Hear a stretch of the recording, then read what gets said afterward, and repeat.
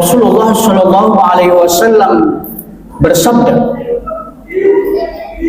"Al-jannatu mustaqatu ila arba'atin nufur, talil Quran, wa hafizil lisan, wa mut'imul ji'an, wa shaimina fi Ramadan." Rasulullah Shallallahu Alaihi Wasallam bersabda bahwa surga merindukan kepada 4 golongan manusia. Yang pertama, orang yang dalam hidupnya gemar membaca Al-Quran. Yang kedua, orang yang hidupnya mampu menjaga lisannya. Yang ketiga, orang yang gemar memberi makan kepada orang yang sedang kelaparan. Dan yang keempat, orang yang melaksanakan ibadah puasa di bulan suci Ramadan. Berdasarkan hadis ini, Rasulullah Shallallahu Alaihi Wasallam memberitahukan kepada kita semua bahwa ada 4 golongan manusia yang kehadirannya dirindukan oleh surga. Yang pertama, kata Rasulullah, talil Quran, orang yang dalam hidupnya gemar membaca Al-Quran. Dalam hidup ini, Al-Quran merupakan pedoman, petunjuk, penerang jalan yang lurus. Jika kita ingin selamat dalam hidup ini, maka jadikanlah Al-Quran benar-benar menjadi pegangan hidup. Yang dimaksud dengan menjadikan Al-Quran sebagai pegangan hidup itu adalah pertama, baca Al-Quran. Dalam keadaan apapun, kaya kita, baca Al-Quran. Miskinkah kita, baca Al-Quran. Senang kita, baca Al-Quran. Susah kita, baca Al-Quran. Yang kedua, yang dimaksud dengan menjadikan Al-Quran sebagai pegangan hidup adalah kita mencoba memahami ajaran, pelajaran yang terkandung di dalam Al-Quran itu. Dan yang ketiga, kita berusaha mengamalkan ajaran Al-Quran itu dalam kehidupan sehari-hari. Apapun pekerjaan kita, apapun profesi kita, maka tidak pernah lepas kontrol dari nilai-nilai yang terkandung di dalam ajaran Al-Quran. Kaum muslimin, jamaah Jumat rahimakumullah. Yang kedua, golongan manusia yang dirindukan oleh surga adalah wahafizil lisan, yaitu orang yang dalam hidupnya mampu menjaga lisannya, mampu menjaga lidahnya dari perkataan tercela maupun yang kotor. Lidah kita ini memang lembut, tidak bertulang, tapi tajamnya melebihi mata pedang. Kalau kita tidak mampu menjaga lisan kita ini, maka banyaklah orang yang akan tersakiti oleh kata-kata yang keluar dari mulut kita. Oleh karena itu, ada beberapa kata-kata bijak untuk sebagai renungan kita.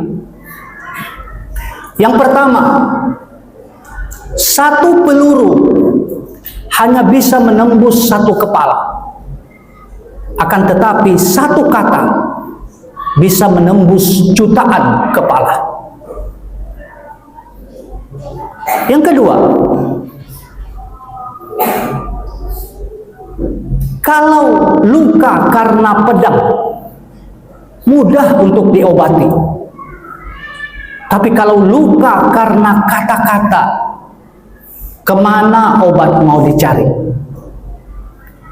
Mulutmu harimaumu.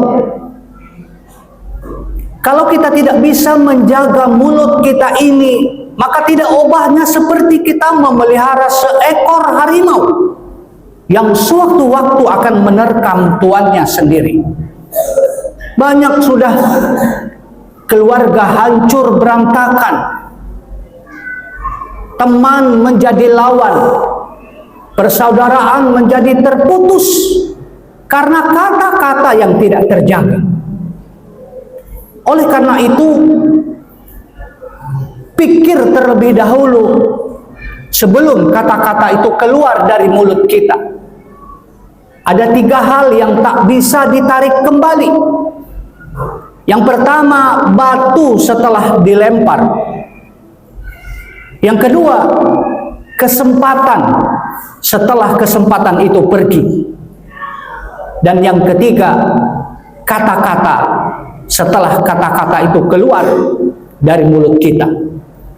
Rasulullah Shallallahu Alaihi Wasallam berpesan, "Man kana yu'minu billahi wal yaumil akhir, falyaqulu qawlan khairan aw liyasmut." Barang siapa yang beriman kepada Allah dan hari akhir, maka hendaklah dia berkata yang baik-baik atau diam, itu lebih baik. Air soda yang berada di dalam botol, lalu kita goncang berkali-kali, kemudian kita buka tutupnya, maka yang akan terjadi adalah air soda itu akan menyembur dan mengenai apa saja yang ada di sekitarnya, dan air itu tidak bisa diminum lagi. Sebaliknya, ketika air soda yang ada di dalam botol kita goncang berkali-kali, kemudian tutupnya tidak kita buka, maka air soda itu akan tetap tenang berada di dalamnya. Itulah makna kalau kita tidak bisa berkata yang baik, maka tutuplah mulut kita. Karena orang yang hatinya lagi emosi, apapun yang kata-kata keluar dari mulutnya yang didorong oleh emosi yang tinggi, maka selalu menyakitkan bagi siapa saja yang mendengarnya. Kaum muslimin jamaah Jumat rahimakumullah. Yang ketiga, golongan manusia yang dirindukan kehadirannya oleh surga adalah wa mut'imul ji'an, orang yang dalam hidupnya gemar memberikan makan kepada orang yang lagi kelaparan. Kita ini adalah makhluk zoopolitical, makhluk sosial yang tidak bisa hidup tanpa adanya orang lain. Bagaimanapun kayanya kita, bagaimanapun berkuasanya kita, kuatnya kita, hidup tanpa orang lain tidak berarti apa-apa. Oleh karena itu, jika kita diberi oleh Allah Subhanahu wa Ta'ala kelebihan rezeki, maka janganlah kita berat untuk memberikan makan kepada orang yang lagi kelaparan. Karena sebagai balasan orang yang gemar memberikan makan kepada orang yang lagi kelaparan itu adalah surga, merindukan kehadirannya.